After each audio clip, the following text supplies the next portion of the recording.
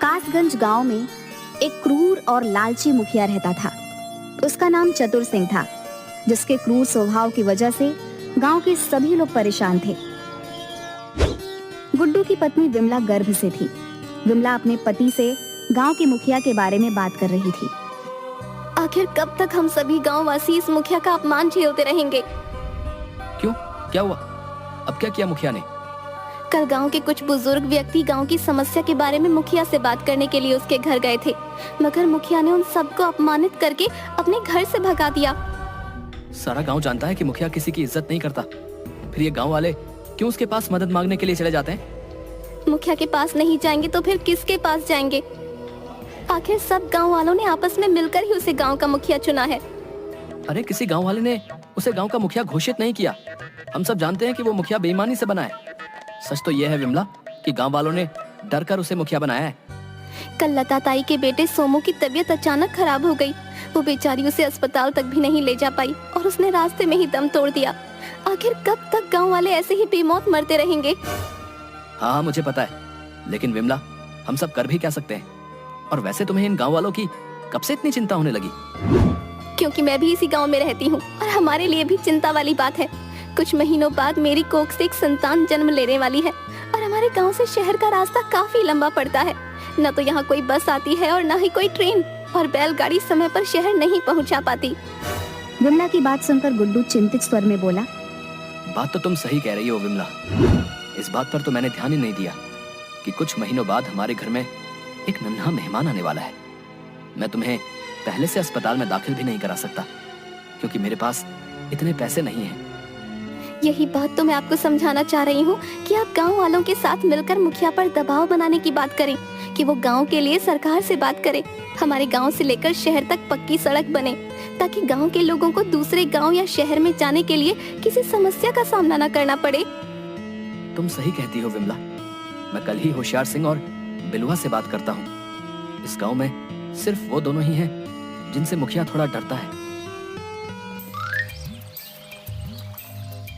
अगले दिन गुड्डू ने गांव के एक पुराने पेड़ के नीचे कुछ गांव वालों को बुलाया। उनमें होशियार सिंह और बिलुआ भी थे। क्या बात है गुड्डू, आखिर तूने हम सबको यहाँ पर क्यों बुलाया है? सब कुछ ठीक तो है ना? होशियार सिंह, आखिर कब तक हम मुखिया के भरोसे बैठे रहेंगे? अगर मुखिया इस गांव के लिए कुछ नहीं करता तो हम सबका भी कर्तव्य है कि हम अपने तरीके से अपने गांव के विकास के बारे में सोचें। तेरा दिमाग तो ठीक है गुड्डू है? तू तो ऐसे बोल रहा है जैसे कि हम सब किसी बहुत बड़े सरकारी पद पर हैं और सरकारी अफसर सिर्फ हमारी ही बात सुनने के लिए बैठे हैं। कोशिश करने में क्या जाता है बिलुआ?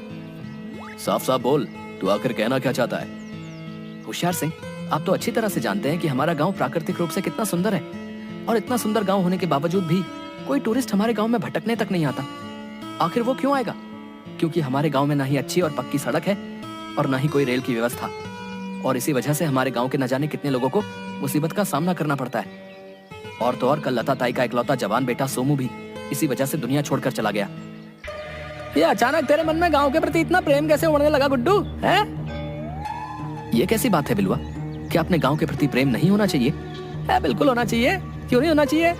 मगर ये प्रेम तब कहाँ गया था जब मुखिया ने सुखिया चाचा को बुरी तरह से पीटा था, हैं? वो भी सिर्फ चंद पैसों के लिए। और सच तो यह है गुड्डू कि तू एक नंबर का मतलबी व्यक्ति है। हम सब जानते हैं कि तेरी पत्नी गर्भ से है और इसी वजह से तेरे मन में गांव के प्रति चिंता बढ़ रही है। तू चाहता है कि हम तेरे लिए गांव के मुखिया से झगड़ा मोल ले लें। अब तुम मेरी बात का गलत मतलब ले रहे हो बिलवा। मैंने तुम्हें और होशियार सिंह को सिर्फ इसी वजह से यहाँ पर बुलाया था कि मुखिया सिर्फ तुम दोनों से ही थोड़ा डरता है, क्योंकि मुखिया के बाद तुम दोनों ही इस गाँव में दबंग प्रवृत्ति के हो। अरे अगर दबंग प्रवृत्ति के हैं तो तू क्या चाहता है कि हम मुखिया से दुश्मनी मोल लेकर अपने बीवी और बच्चों को मुसीबत में डलवा दें? सही बोल रहे हैं गुड्डू। मुखिया नहीं चाहता कि यहाँ पर कोई सड़क बने या यहाँ पर कोई रेल की पटरी बने, क्योंकि अगर ऐसा होगा तो इससे बाहर के लोगों का गांव में आना जाना होगा और मुखिया अपनी मनमानी नहीं कर पाएगा। कुछ देर बाद बिलुआ और होशियार सिंह और सारे वहां से चले जाते हैं।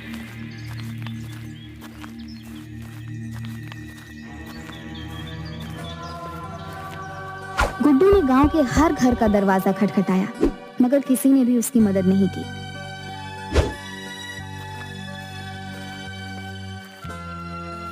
थक हार कर गुड्डू रमेश की चाय की दुकान पर बैठ गया। एक कप चाय पिला दो रमेश। काफी परेशान दिख रहे हो गुड्डू भैया। सब कुछ ठीक तो है। अब क्या बताऊं तुम्हें, मैं गांव वालों को सही रास्ता दिखाने की कोशिश कर रहा हूँ, मगर गांव वाले तो जैसे आंखें बंद करके बैठे हुए हैं, कोई मेरी बात सुनना ही नहीं चाहता। मैं जानता हूँ तुम उन सबसे इस गांव की सड़क के बारे में बात कर रहे थे। कोई फायदा नहीं गुड्डू भैया, इन सबको आदत है ऐसे ही जीने की। शायद तुम सही कह रहे हो, इन सबको गुलामी में ही जीने की और अपने ऊपर जुल्म सहने की आदत पड़ गई है।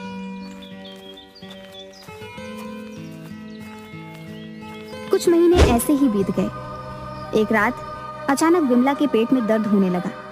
गुड्डू ने तुरंत अपनी बैलगाड़ी शहर की तरफ दौड़ा दी। विमला दर्द से तड़प रही थी। अचानक बैलगाड़ी का पहिया एक पत्थर के ऊपर चढ़ गया।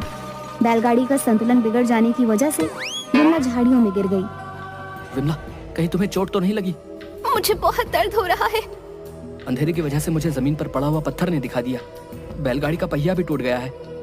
क्या बैलगाड़ी का पहिया भी टूट गया? अब हम शहर कैसे पहुंचेंगे? मुझे नहीं लगता कि तुम मुझे अस्पताल में भर्ती करवा पाओगे। हिम्मत मत हारो विमला, कोई ना कोई समाधान निकल आएगा। तभी विमला दर्द से कराहने लगी। अचानक गुड्डू के कानों में ट्रेन की हॉर्न की आवाज टकराई। ये तो ट्रेन के हॉर्न की आवाज है, मगर यहाँ आसपास तो कोई भी रेल की पटरी तक मौजूद नहीं है। फिर ये आवाज कहाँ से आ रही है? ये तो रेलगाड़ी की आवाज है। क्या हमारे गांव में इसकी सुविधा हो गई है जी? नहीं विमला, अपने गांव में तो रेल की पटरियां तक नहीं बिछी। लेकिन ये आवाज तो बिल्कुल नजदीक से आ रही है। ऐसा लगता है जैसे कि रेलगाड़ी कुछ ही कदम पर खड़ी हुई हो। आप मुझे वहाँ पर ले चले। पागल हो गई हो क्या? जब यहाँ पर रेल की पटरियां ही मौजूद नहीं तो भला रेल कहाँ से आ सकती है? तभी ट्रेन की हॉर्न की आवाजें और तेज हो गईं और विमला दर्द से तड़पने लगी। गुड्डू को कुछ भी समझ नहीं आ रहा था कि आखिर वो क्या करे। गुड्डू ने विमला को अपनी गोद में उठा लिया और उसने अपने कदम ट्रेन की हॉर्न की तरफ कर लिए। कुछ देर बाद गुड्डू एक जंगल में खड़ा था। हॉर्न की आवाजें लगातार आ रही थी, मगर कोई ट्रेन वहां मौजूद नहीं थी। ये क्या हो रहा है मेरे साथ? ट्रेन के हॉर्न की आवाजें मुझे और विमला को क्यों सुनाई दे रही हैं, जबकि यहाँ घने जंगल और अंधेरे के अलावा कुछ भी नहीं है। तभी पूरा जंगल रोशनी से जगमगा उठा और एक अजीब तरह की ट्रेन गुड्डू को दिखाई देने लगी। अचानक गुड्डू के कानों में एक आवाज गूंजी। इस ट्रेन के अंदर अपनी पत्नी को लेकर बैठ जाओ, ये तुम्हें अपनी मंजिल तक पहुंचा देगी। गुड्डू विमला को लेकर उस रहस्यमयी ट्रेन में बैठ गया।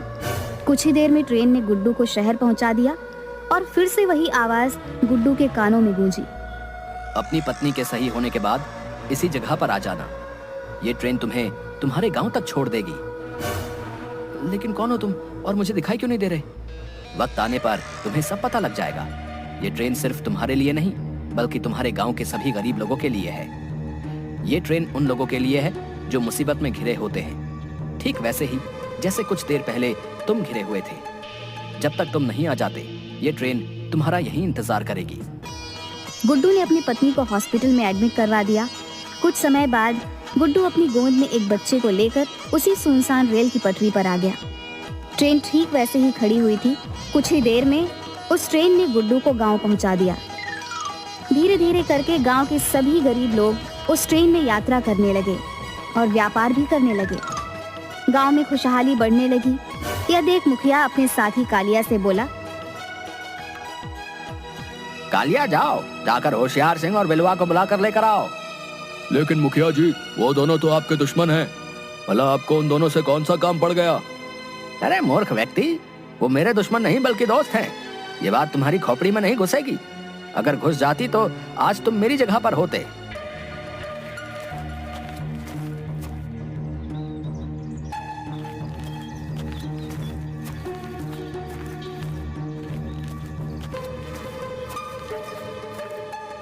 ये मैं क्या देख रहा हूँ? गांव में ना तो पक्की सड़क है और ना ही कोई रेल का साधन।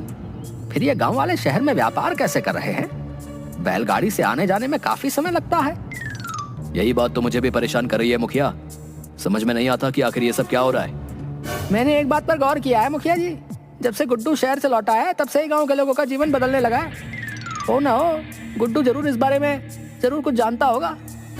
अगर ऐसा ही रहा तो हम तीनों का सपना अधूरा रह जाएगा। मैंने आज तक कभी भी इस गांव में पक्की सड़क नहीं बनने दी, और जब भी कोई रेलवे मंत्रालय से यहाँ पर कोई आर्डर लेकर आया तो मैंने रिश्वत देकर उस पर कोर्ट से स्टे लगवा दिया। मैं सोचता था कि कुछ सालों बाद ये सारे गांव वाले गांव छोड़कर चले जाएंगे और मैं सारे गांव की जमीन पर कब्जा करके यहाँ पर एक 5 स्टार होटल बनवा लूंगा। लेकिन गांव वाले जिस हिसाब से तरक्की कर रहे हैं तो मुझे तो अब सब कुछ बहुत मुश्किल लग रहा है। ये क्या बोल रहे हैं आप? अगर ऐसा हुआ तो मैं और बिलवा बर्बाद हो जाएंगे। मैंने तो आपके भरोसे गांव की बहुत सी जमीन गिरवी भी रख दी है और लाखों रुपए एडवांस भी ले लिए हैं। और उन पैसों को तुम दोनों ने अपनी अय्याशी में खर्च भी कर दिया है। कभी सोचा है कि अगर गांव में ऐसे ही तरक्की का हाल रहा तो वो तुम्हें पैसे वापस लौटाने होंगे? जिन बिल्डरों से पैसा तुम एडवांस लेकर आए हो, कहां से दोगे उन्हें? आप चिंता मत करिए मुखिया जी, मुझे पता है कि मुझे इस बारे में कैसे पता करना है। अगले दिन बिलवा गांव वालों पर नजर रखने लगा।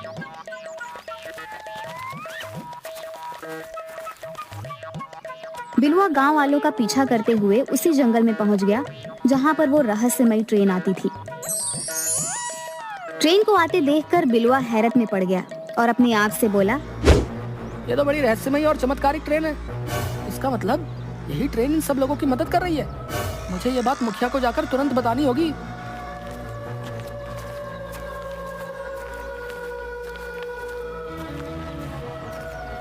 बिलवा ने तुरंत जाकर मुखिया को सारी घटना बता दी। कहीं तूने भांग तो नहीं पी रखी बिलवा? तू जानता भी है तू क्या बोल रहा है? मैं अपनी आंखों से देख के बता रहा हूँ मुखिया जी। एक बार तो मुझे भी विश्वास नहीं हुआ था। अगर आपको यकीन नहीं आता तो आप खुद चलकर मेरे साथ देख लीजिए। वो रहस्यमयी ट्रेन उस घने जंगल में अपने आप अचानक आ जाती है और सभी गांव वाले जैसे ही उस ट्रेन में बैठते हैं वो गायब हो जाती है। अगर ऐसी बात है तो फिर सारे गांव वाले शाम को वापस आते हैं। हम अपने आदमियों के साथ उनका पहले से ही वहाँ इंतजार करेंगे। इन गांव वालों को अब धक्के मारकर ही भगाना पड़ेगा।